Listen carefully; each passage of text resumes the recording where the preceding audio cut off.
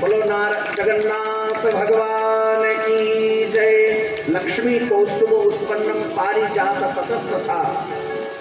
शिव जी ने बड़ी कृपा करी और बड़ी कृपा करके और बड़े प्रेम से उनको अक्षय पात्र दिया है। प्रभु मुझे ऐसा पात्र दो जो सारा जगत मेरे सामने झुकता रहे। अक्षय पात्र देकर के वरदान दिया।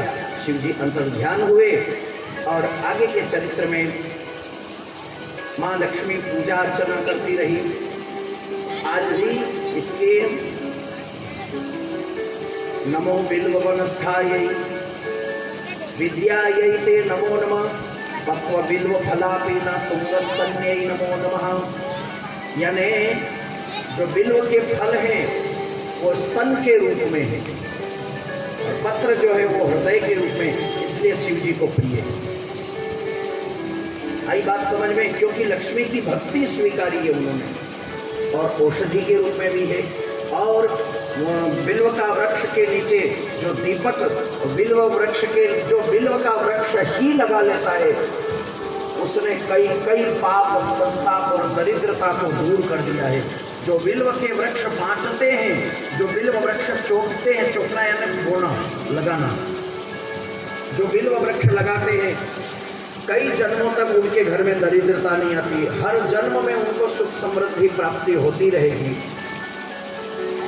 और इस प्रकार से बिल्व वृक्ष की कई महत्वता बताई और आगे के चरित्र में कथा धीरे धीरे अब विश्राम की ओर आ रही है।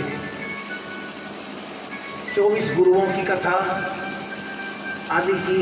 शिव सहस्रार्चन बिल्वपत्र के नीचे बैठ करके शिव जी का सहस्रार्चन करता है। 1000 नाम लेते हैं जो शिव जी के, उनके सारे मनोरथ पूर्ण हो जाते हैं। शिव जी के 1000 नाम अनेक रूप में हैं, तो नाम जपना चाहिए। आगे के चरित्र में सुगंधिस्तेन महाभागं क्रियमाणं मया कृत राजस्तैव शैशल्यं राजावंतं समावृतः। शिव राजा का चरित्र और शिव राजा के चरित्र के बाद में शिवरात्रि व्रत का महत्व। जो शिव जी की, वैसे तो शिवरात्रि कितनी आती है, कितनी होती है? 12 शिवरात्रि होती है। हर महीने की मासिक शिवरात्रि कहलाती है, मगर विशेष शिवरात्रि फाल्गुन महीने में आती है, जो हम सब करते जानते हैं। शिवरात्रि की रात में 4 प्रहर की पूजा होती है। पहले 5 बजे से लेकर के शाम को 7, बहुत से बहुत 7:30, गौधूली वेला जिसे कहते हैं। गाय आकर चर करके आती थी पहले जंगलों में, और गाय चर करके गांव में प्रवेश करती तो वो जो धूल उड़ती थी खुर की, उनके चरण रज की, इतने टाइम को गौधूली वेला कहते हैं। वैसे 54 मिनट का ही होता है विशेष करके गौधूली वेला, पर हमने अपनी तरफ से बना करके कह दिया चलो इतनी सुगमता रहेगी, तो 5:30 से 7:30 के बीच में गौधूली वेला कहलाती है। इसमें प्रदोष काल भी रहता है और शिव का अर्चन पूजा करना चाहिए।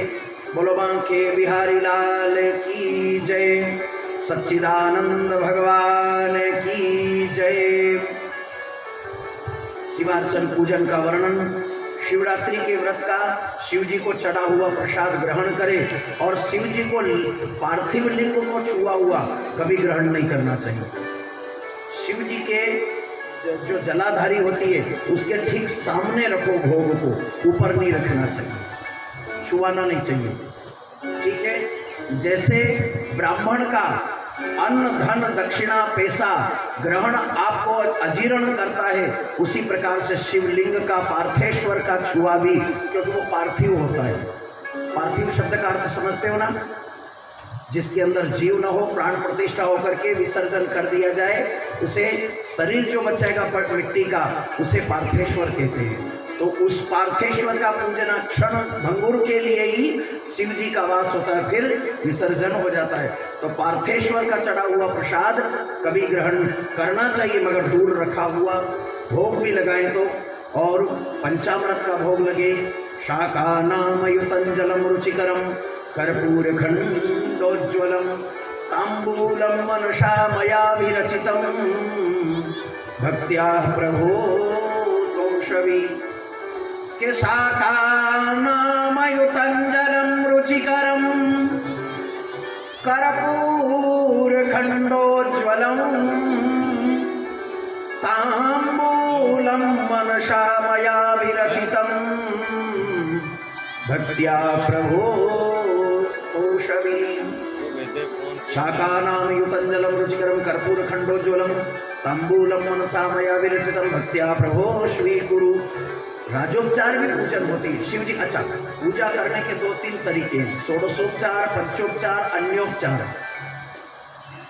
अन्योपचार में हमारे पास में कुछ नहीं अगर है, कुछ भी नहीं है, केवल शरीर है, तो तुलसी से, बिल्वपत्र से, जल से नम आकाश तत्वम गंधम समर्पयामि, वायु तत्वात्मकम पुष्पम समर्पयामि, पृथ्वी तत्वात्मकम नैवेद्यम समर्पयामि, इस प्रकार अग्नि तत्वात्मकम स्नानम दीपम समर्पयामि।